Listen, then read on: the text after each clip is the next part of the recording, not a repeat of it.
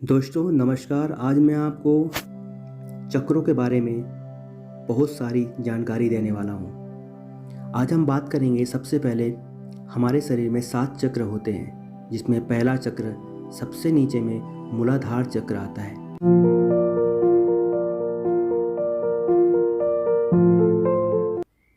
यह शरीर का पहला चक्र है। गुदा और लिंग के बीच 4 पंखुड़ियों वाला यह आधार चक्र है।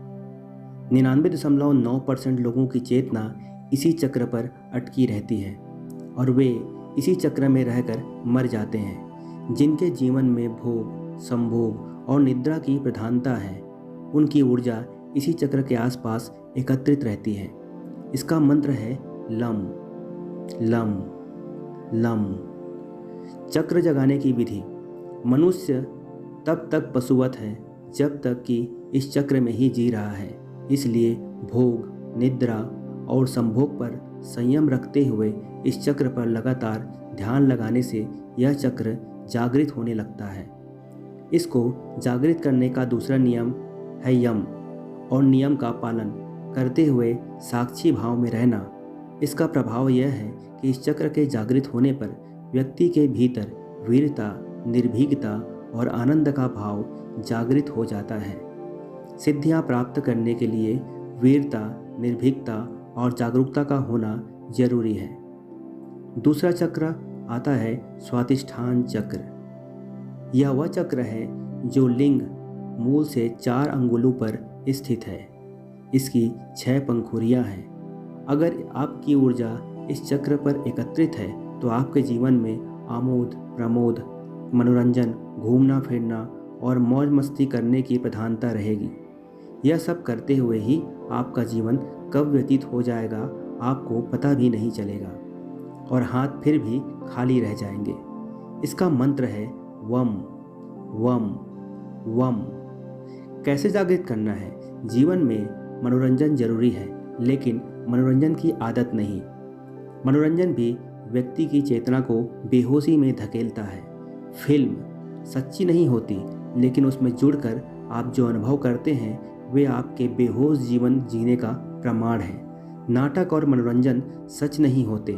प्रभाव इसके जागृत होने पर क्रूरता, गर्व, आलस्य, प्रमाद, अवज्ञा, अविश्वास आदि दुर्गुणों का नाश होता है।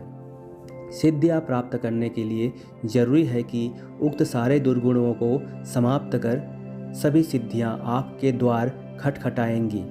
तीसरा चक्र है मणिपुर चक्र। नाभि के मूल में स्थित रक्त वर्ण का यह चक्र शरीर के अंतर्गत मणिपुर नामक तीसरा चक्र है, जो 10 कमल पंखुड़ियों के युक्त है। जिस व्यक्ति की चेतना ऊर्जा यहाँ एकत्रित है, उसे काम करने की धुन सी रहती है। ऐसे लोगों को कर्मयोगी कहते हैं। ये लोग दुनिया का हर कार्य करने के लिए तैयार रहते हैं। इसका मंत्र है रम रम रम। कैसे जागृत करें? आपके कार्य को सकारात्मक आयाम देने के लिए इस चक्र पर ध्यान लगाएंगे।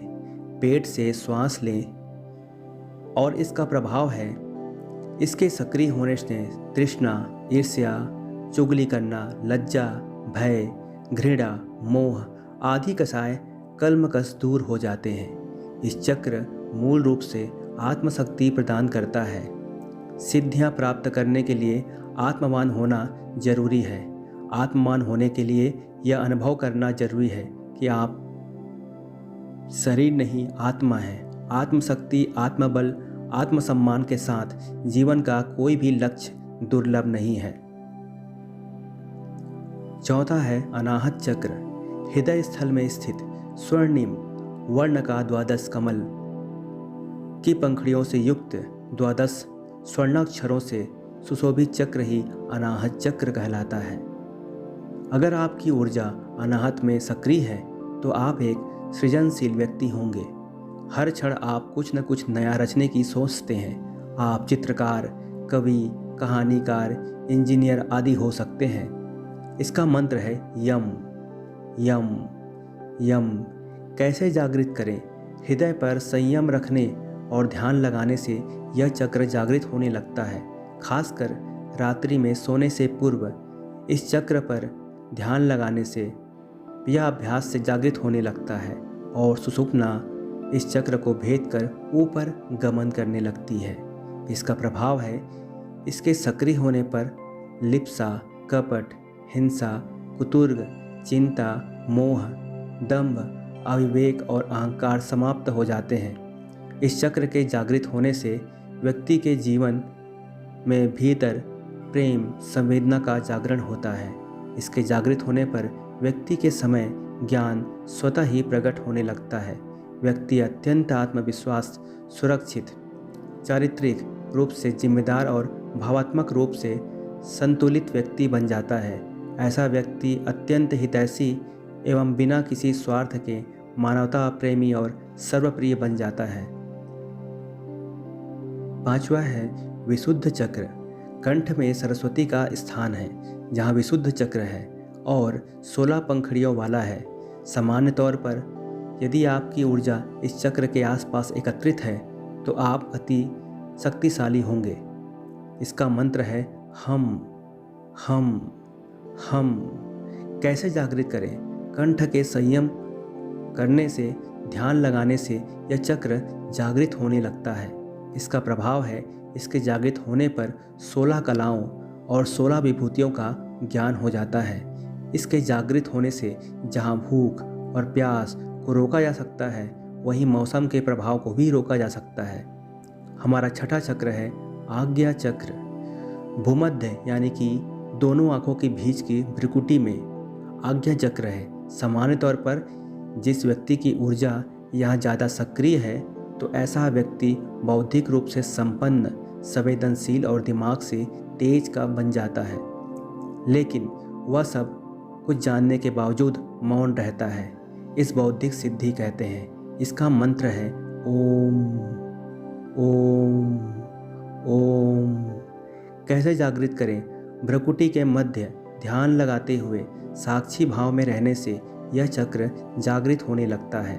प्रभाव: यहाँ अपार शक्तियाँ और सिद्धियाँ निवास करती हैं। इस आज्ञा चक्र का जागरण होने से भी यह सभी शक्तियाँ जाग पड़ती हैं और व्यक्ति एक सिद्ध पुरुष बन जाता है। 7वां चक्र आता है सहस्त्रार चक्र। सहस्त्रार चक्र की स्थिति मस्तिष्क के मध्य भाग में है। यहाँ चोटी रखते हैं। यदि व्यक्ति यम नियम का पालन करते हुए यहाँ तक पहुँच गया है तो वह आनंदमय शरीर में स्थित हो गया है। ऐसे व्यक्ति को संसार, संन्यास और सिद्धियों से कोई मतलब नहीं रहता। कैसे जागृत करें? मूलाधार से होते हुए सहस्त्रार चक्र तक पहुँचा जा सकता है। लगातार ध्यान करते समय और ध्यान करते रहने से यह चक्र जागृत हो जाता है और व्यक्ति परमहंस के पद पर प्राप्त कर लेता है। इसका प्रभाव है शरीर संरचना में इस स्थान पर अनेक महत्वपूर्ण और विद्युतीय और जैविक विद्युत का संग्रहण है। यही मोक्ष का द्वार है। मैंने मेडिटेशन की वीडियो बनाई है। उसी मेडिटेशन की वीडियो के नियमानुसार इस चक्र को जागृत करने की कोशिश कीजिए। ज़्यादा से ज़्यादा ध्यान कीजिए।